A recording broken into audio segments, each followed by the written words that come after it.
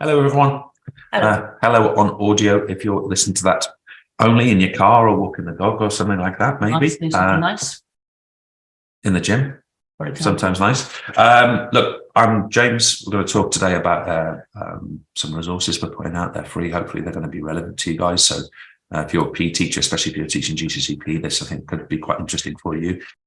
The first question, James, that people might be wondering is... Sorry, before you ask this, just let people know these are unseen questions as well. I don't know what... I know what we're going to talk about, but I don't know what these are. Oh, sorry. The mystery. I know. Interrupted. So for those people who haven't downloaded the resources yet, can you give us a quick description of what are these resources? What are these structures? Yeah, well, description number one is that they're completely free. So that's really important. You don't need to pay us for any of these. So just download them, use them. Sometimes I think I actually wrote in the blog post to do this is that we would really value you valuing them as if you've paid for them, but they are free. But in terms of what they are guidance structures to help students to plan and write better, depending on their course, 6 and 9 mark extended writing pieces. So for AQA, 6 and 9 markers, for Edexcel, a 9 marker per paper, and for OCR GCSE, 2 6 markers on each of the papers. So that's what they're for. I would really like to believe as well that they're going to help teachers to deliver or guide or facilitate the improvement in the skill that I would like to see occurring in these particular skills and these extended writing skills. So that's what they are. They are frameworks. They're writing frameworks for depending on course 6 and 9 mark extended writing. That's what they are. And can you give us a bit more of a descriptive?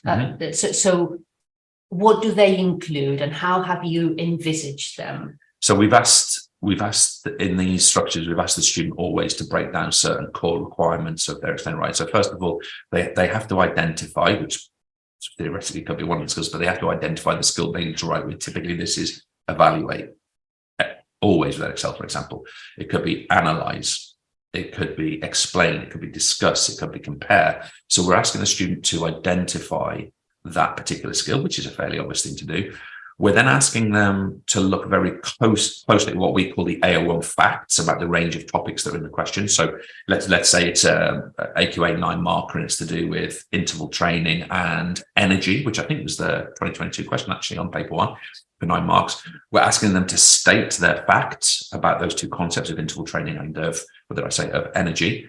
And then we're asking them to dwell on the practical scenario the question provides. So, for example, let's say that the student is provided with that interval and energy question. They're provided something like a triathlete, or they're provided something like javelin thrower. We're asking the student to dwell on that practical scenario and really render it down on what that question is asking them to actually produce by really addressing what that practical scenario is. So in that way, they then got the constituent parts. We're providing them, for example, let's say it's an evaluate question. We're providing them with the key language that leads to an evaluative response, classic things like a strength, a weakness, an advantage, a disadvantage, in conclusion. That's what we're providing them. We're then providing them a mechanism to think about the practical scenario. And then we're providing them also opportunity to really identify the key facts that relate to their AO1-ness, or the base information of those particular topics. I should stress as well, we've made a real feature of the notion of concluding their answers as well. So there's a whole section in the framework which, first of all, asks the students if they want to write a conclusion. Let's assume that they do. They don't have to, I suppose, in all cases, but let's assume they do. It then gives them the framework and the tools to write an effective conclusion in different styles. So as an example, they can take their practical scenario, let's say it's the triathlete, and they can make a prediction into the future for this particular form. That's one of the conclusion styles that we promote. There's actually, I think, 5 or 6 per framework. Okay. And as you say, that there's different frameworks. This framework is not generic, right? No, definitely not. So there are generic requirements about extended writing, such as using subject vocabulary. That's where we're building in the AO1 facts, for example. When Edexcel, OCR and AQA ask an evaluation question, they are asking broadly for strengths and weaknesses. So there are consistencies, but each individual framework is different. Why? Because, for example, 9 mark AQA extended writing is synoptic. And that's it. I'll come back to that point in a second. But OCR 6 markers, for example, they include both paper 1 and paper 2 content. So we need to make sure the framework incorporates that notion. With comparing OCR and AQA, analyzing means different things in those different exam boards, worryingly. So we've made sure that it's absolutely bespoke and specific to those environments. Oh, and one thing I just want to add in there, the synopticity I mentioned with AQA 9 markers, we've provided a whole framework for that and given the students an entire resource that they can use to build effective synoptic links. And it's one of the concluding styles that they can choose if they want to include it, not in the main body, but in the conclusion of the writing. Mm-hmm. And what leads you to create these scaffolds? What gaps, as a teacher, what gaps did you spot or have you spotted that have led you to think that this is the way to go? Okay, so first things first, I need to say something a little bit which might feel a bit critical. The significant majority of marks of extended writing questions at GCSE PE are not realised by students. I'll just say that again. On average, students miss more marks than they hit across cohorts on these extended writing pieces, as they do across GCSE PE exams, which I am not comfortable with, and we need to challenge that, and that needs to change. So, but first of all, it comes from that place. The second thing I think is an experience, especially in the sort of the first half of my teaching career, where I didn't cotton on. I didn't realize how important it was to deliver skill to students. And these are frameworks which will mean that any PE teacher can't really avoid or can't really do anything but teach skill through these particular experiences, because the skill experience is built into the actual delivery of these frameworks. So that's something that I think we can do significantly better. Now, there'll be all kinds of brilliant examples, right? And of course there will be, but generally speaking, how are our students at being able to describe, explain, evaluate, analyze, discuss?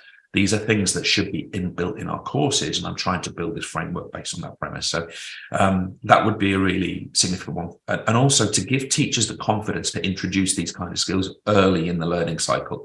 Now, there are a couple of practical barriers that I said before. OCR 6 markers, they've got paper 1 and paper 2 content. So it's actually quite hard to do those in the first lesson, because you've probably only covered paper 1 or paper 2 content so far. Nevertheless, the framework itself would work, even if you were doing sort of fake questions all from paper 1 or all from paper 2 or two sort of quite aligned topics. So the framework would work regardless if you wanted to write your own questions. So that they're amongst the reasons.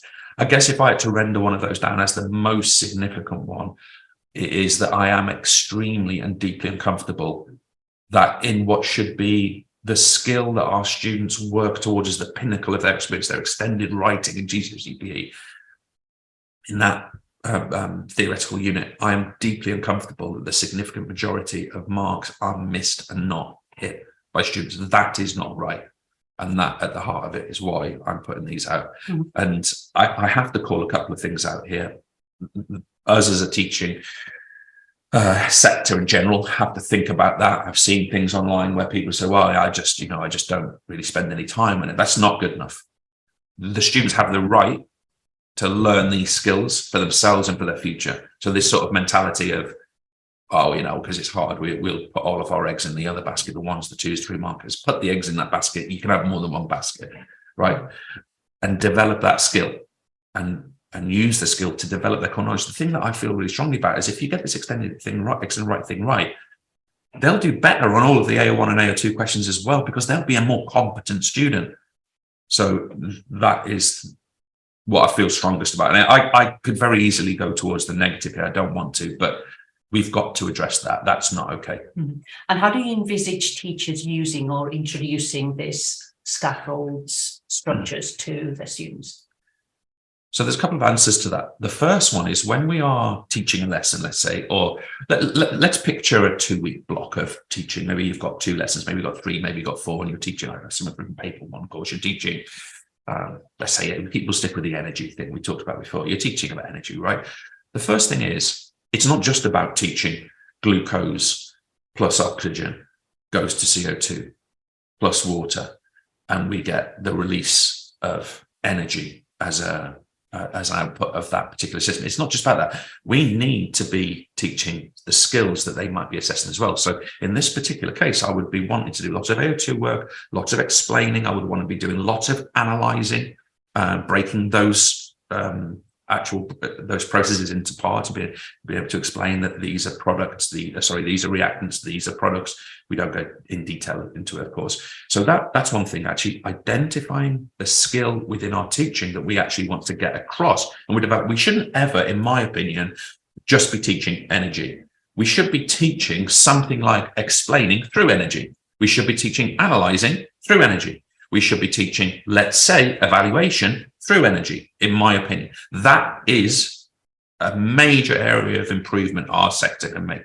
So that would be that. Now, in terms of when to introduce them, I would say as early as possible. I would be slightly anxious about, for example, introducing them a few weeks before a year 11 exam, say, because it's a risk, I would say. Like, you might have already worked on a framework and now you're throwing in another one into the mix, but certainly as early as possible in year 10, introducing these scaffolds and then gradually drawing them back and removing them over time, so that by exams in year 11, or let's say mock exams or in the middle of year 11, the students are standing on their own with a full understanding and a grasp of what these extended requirements actually are. That would be my take on it. So as early as possible is practical, but because you are building, let's say, the analytical skill through a piece of content, or you're building the evaluative skill through a piece of content, then bring it in at that particular time. Okay, brilliant. And just to finish, are there any keys, any nuggets that you can share with us on what are the keys, the main components that will mean that students will be able to nail that extended writing? There's a few. I think firstly is identifying that they have to perform different skills in those answers. So, for example, they have to state facts, they have to give definitions, descriptions. That's what's going to get them their A1. Let's acknowledge that they need to do that. Let's frame that and make sure they do that. Secondly, they really have to dwell on the practical scenario, or the performance or the health scenario that's in the question. So obviously we're going to relate that to AO2, but if they are just seeing the word triathlete or javelin thrower or midfielder or whatever it happens to be, what is the question writer asking the students to think about when they write that phrase, that word, that scenario? And that the framework really helps them to consider that. There's a massive difference, for example, with if a question asks the word a beginner footballer or rugby player, tennis player, whatever, or a tennis performer or elite athlete, like what are those? So we want the students to consider that. And then finally, they must be learning skills through our PE courses. So students should be able to tell you distinctions between describing, explaining, and evaluating and analyzing, comparing and justifying. If students ask your students that question, student one, tell me the difference between describing and explaining. If they can't do that, they are going to struggle with extended rate because they don't know what the requirements of the question are.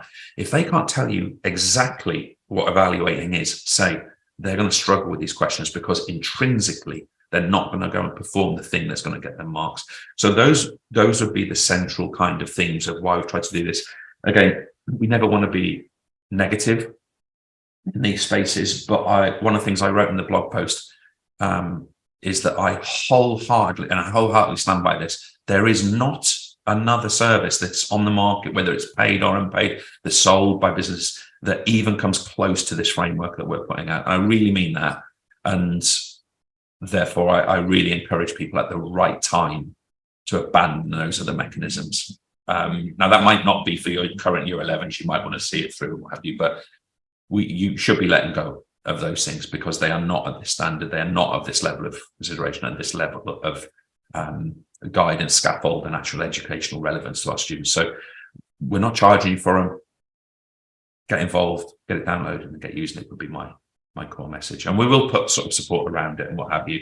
And we're always available to chat to if people are unsure. So Cool. Thanks, Marta. Thank you, James. Thanks for listening, guys. Informative. Cheers.